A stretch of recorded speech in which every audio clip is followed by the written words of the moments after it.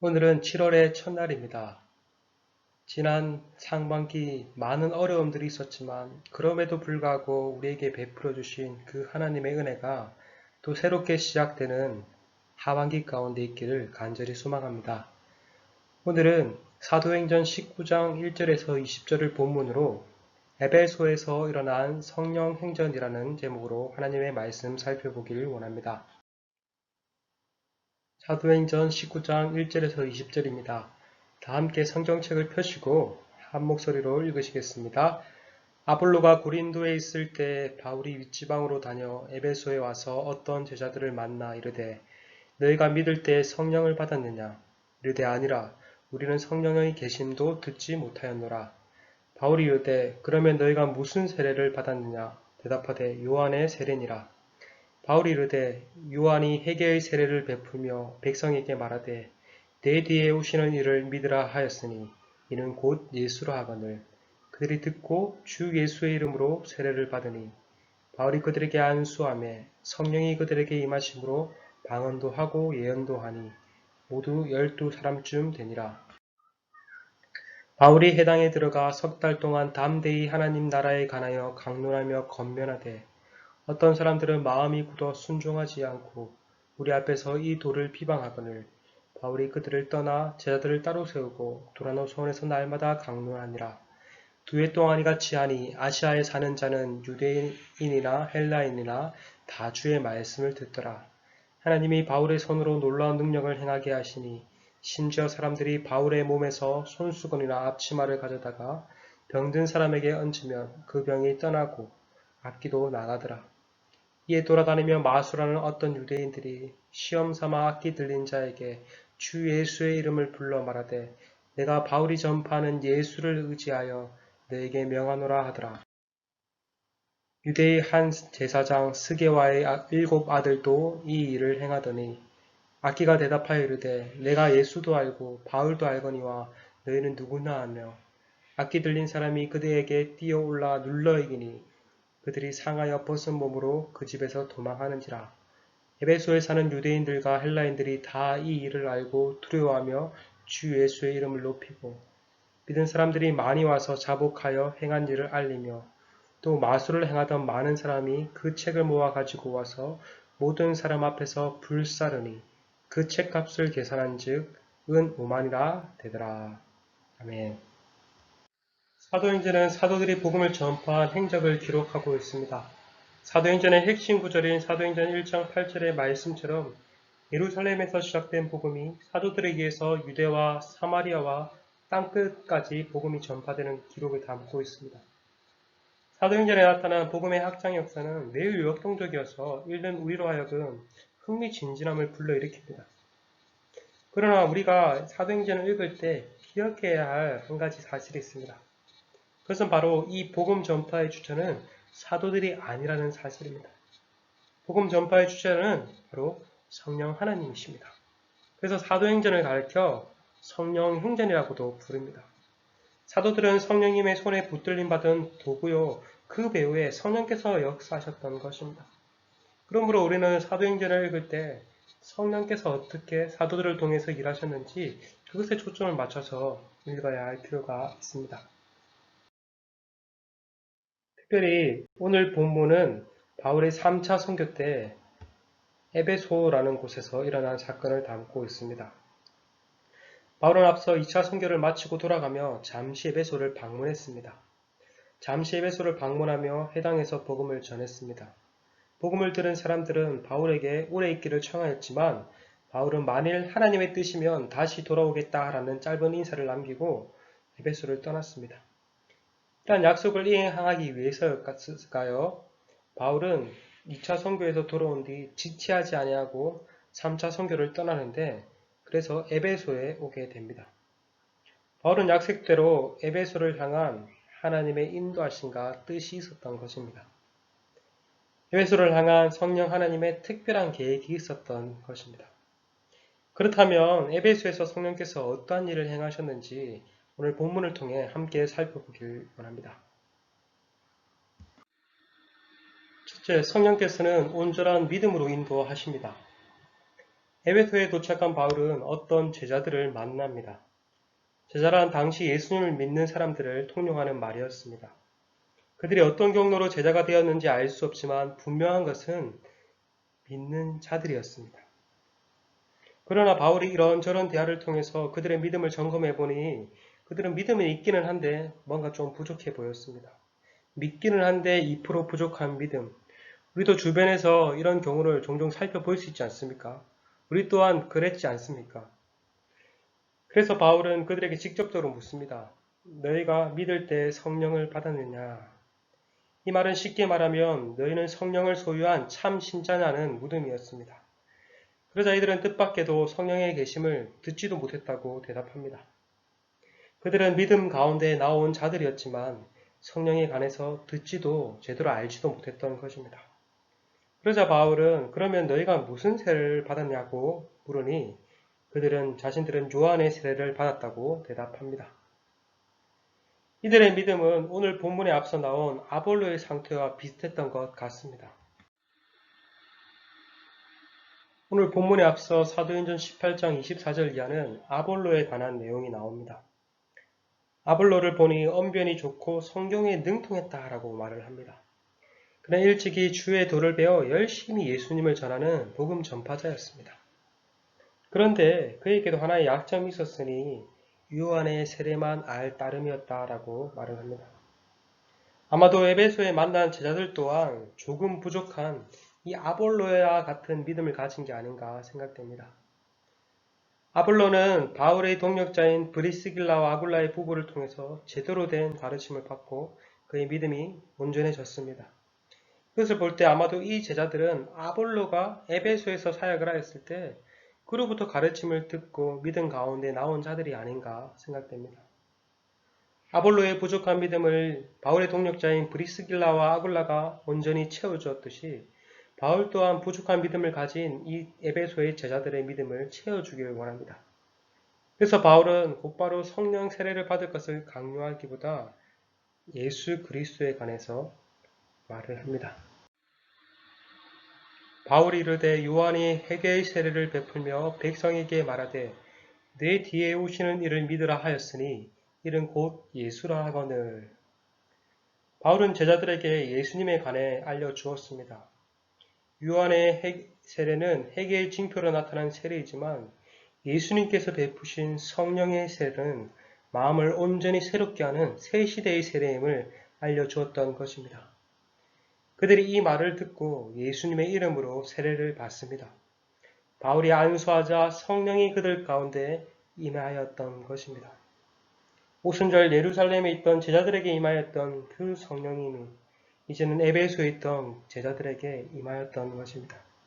그래야 이들에게서 또 방언과 예언 등 표적이 나타났습니다. 여기서 우리가 자칫 오해를 할 수 있습니다. 그 오해란 신자는 믿음으로 나온 뒤에 다시 한번 성령으로 세례를 받아야 한다는 것입니다.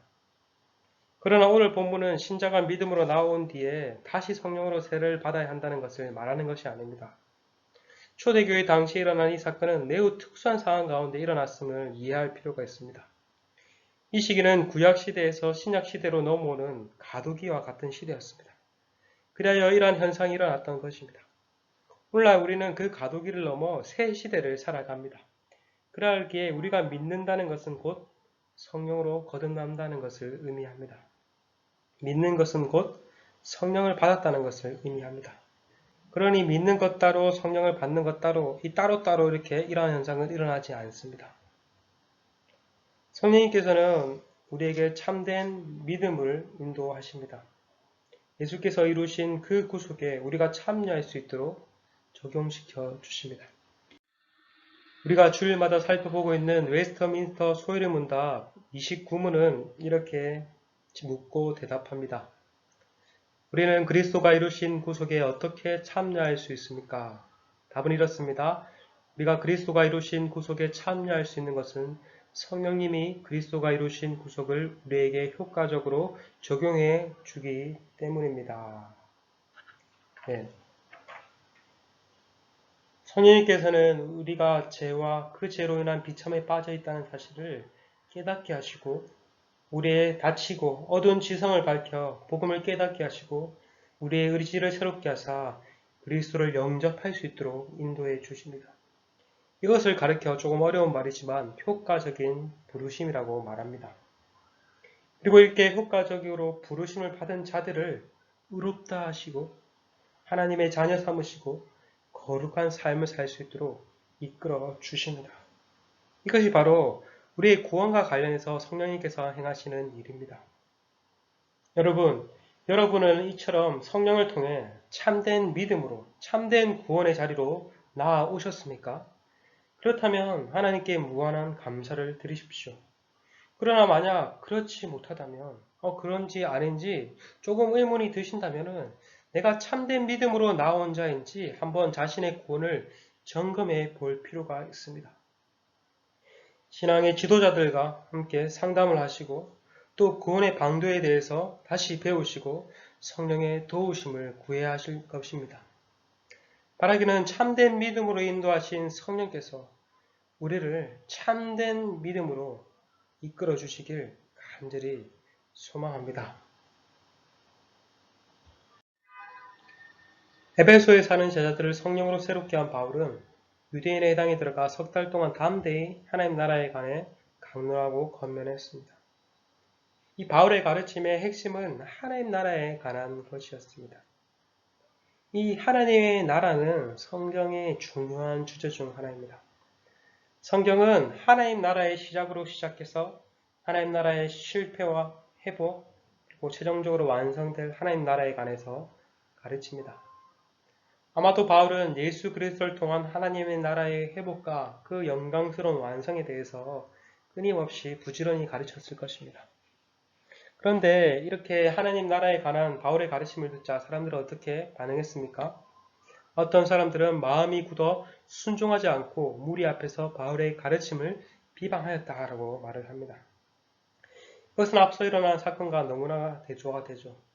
앞에서는 사람들이 바울의 가르침을 듣고 세례를 받고 참된 제자로 거듭났습니다. 그런데 이제는 오히려 그 말씀을 비방하고 바울의 가르침을 거부하였던 것입니다.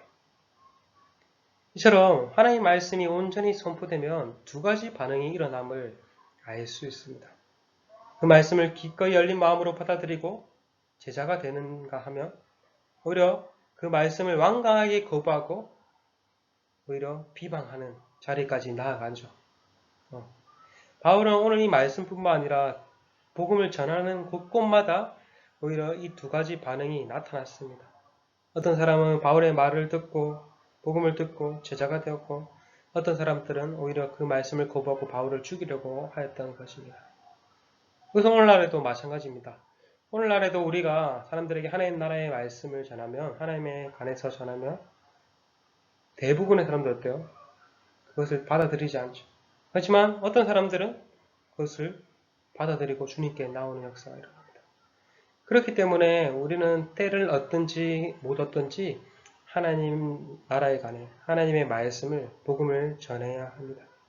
바울이 그랬고 우리 또한 그러한 삶을 살아야 합니다.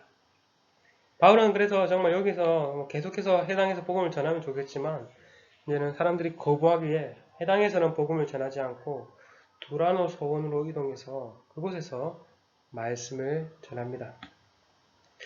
두라노 서원 많이 들어보셨죠? 우리나라에도 두라노 서원이라는 유명한 출판사가 있습니다. 아마도 그 이름을 오늘 본문에서 땄던 것 같습니다. 이런 두라노 서원이란 어떤 곳인가? 이것은 아마도 두라노라는 유명한 철학자가 제자들을 가르치는 일종의 강연장과 같은 곳이었다고 합니다.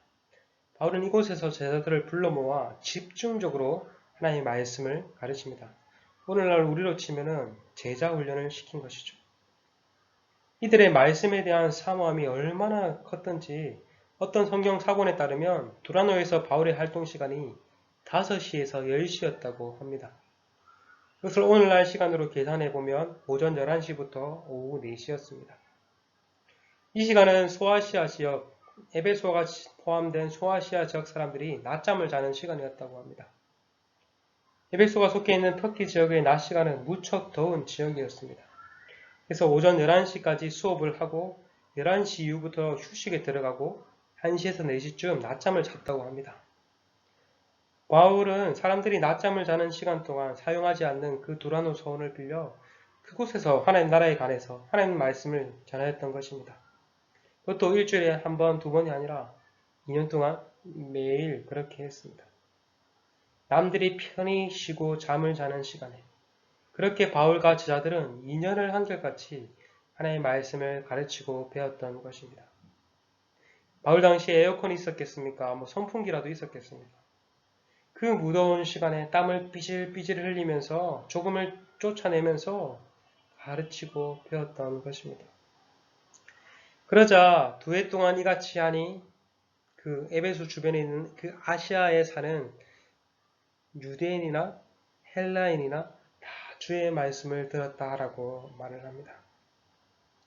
어떻게 해서 이러한 일이 일어났겠습니까? 하나님의 말씀을 가르치고자 하는 바울의 열정과 말씀을 배우고자 하는 제자들의 열정 때문이었을까요? 저는 물론 그런 것도 있겠지만 그것이 전부가 아니라고 생각합니다. 우리가 잘 알듯이 그러한 인간의 열심은 오래 가지 못합니다. 그렇다면 어떻게 이러한 일들이 가능했을까요? 그것은 바로 성령께서 역사하셨기 때문입니다. 진리의 영이신 성령께서 진리의 말씀이 확장되도록 역사하셨던 것입니다. 그래서 이 두라노 소원의 사역을 중심으로 아시아에 사는 유대인이나 헬라인이나 다 주의 말씀을 들음으로 하나님 나라가 그 지역 가운데 놀랍게 확장되어 역사가 일어났던 것입니다. 여러분, 오늘도 여전히 성령께서는 말씀을 통해서 하나님 나라를 확장해 나가고 계십니다. 우리는 이렇게 말씀을 전하면 사람들이 받아들일까 안 받아들일까 염려하고 걱정하지만 성령께서는 우리가 말씀을 증거할 때 놀랍게 일하시면서 스스로 하나님 나라를 확장해 나가시는 사역을 행하십니다. 특별히 우리가 설교자를 통해서 말씀을 듣거나 개인적으로 말씀을 읽고 묵상할 때 성령께서는 그 말씀을 깨닫게 하시고 그 말씀에 순종할 수 있도록 이끌어 주십니다. 그리고 우리가 또 믿지 않는 자들에게 복음을 증거할 때 성령께서는 놀랍게 일하심으로 믿음으로 그들이 나아올 수 있도록 역사하십니다. 그러므로 우리는 말씀을 듣고 말씀을 증거할 때 늘 성령의 도우심을 구해야 할 것입니다. 먼저 말씀을 듣고 말씀을 대하는 입장에서 우리가 말씀을 듣고 읽고 묵상할 때 이 말씀을 깨닫고 순종할 수 있도록 성령의 도움을 구해야 할 것입니다. 뿐만 아니라 말씀을 전하는 자의 입장에서 복음을 전하는 자의 입장에서도 또 정말 성령께서 이 말씀과 더불어 역사해 달라고 또 성령의 도우심을 구해야 할 것입니다. 우리는 성령의 도우심 없이 말씀을 온전히 이해할 수도 깨달을 수도 전할 수도 없습니다. 바라기는 오늘도 저와 여러분이 성령께서 말씀과 더불어 역사하사 우리가 전하고 듣는 이 말씀이 흩어지지 않고 우리의 인격과 삶에 적용되며 또 믿지 않는 자들을 이 말씀을 통해서 또 믿는 자리로 나올 수 있도록 역사해 주시길 간절히 소망합니다. 셋째, 성령께서는 참된 영적인 변화로 이끄십니다. 바울의 사역은 말씀에만 능력이 있었던 것이 아니라 그를 통해 놀라운 기적 또한 일어났습니다. 그의 몸에서 손수건이나 앞치마를 가져다가 병든 자에게 얹자 그 병이 떠나가고 악한 귀신이 떠나갔습니다. 이것은 손수건에 신령한 능력이 있거나 앞치마에 신령한 뭔가가 있어서가 아닙니다. 성령께서 바울을 붙들고 계심을 보여주는 증거였던 것입니다. 이것을 본 유대인의 마술사들이 시험삼아 바울을 흉내내었습니다. 스게와 일곱 아들들은 예수님에 대한 믿음 없이 예수님의 이름을 빙자하여 악기를 쫓아내려 했습니다. 그래서 어떠한 일이 일어났다고 말합니까? 악기가 이렇게 말하죠. 내가 예수도 알고 바울도 아는데 너는 누구냐면서 그들에게 뛰어올라 그들을 팍 눌러버렸습니다. 그러자 그들이 상하여 벗은 몸으로 도망갔다라고 말을 합니다.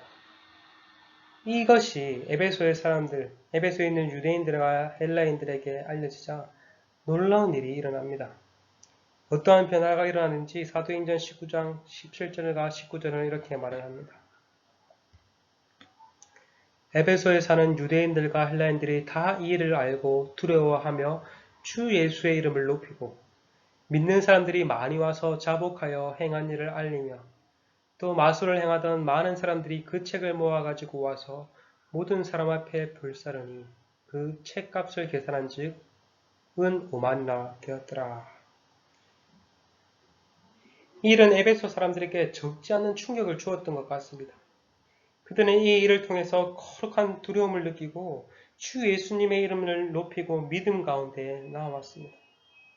뿐만 아니라 에베소 지역에 활동하던 많은 악한 영을 따르는 마술사들이 자신을 가지고 있는 귀한 유산, 소중한 재산인 마술책을 다 불태웠습니다.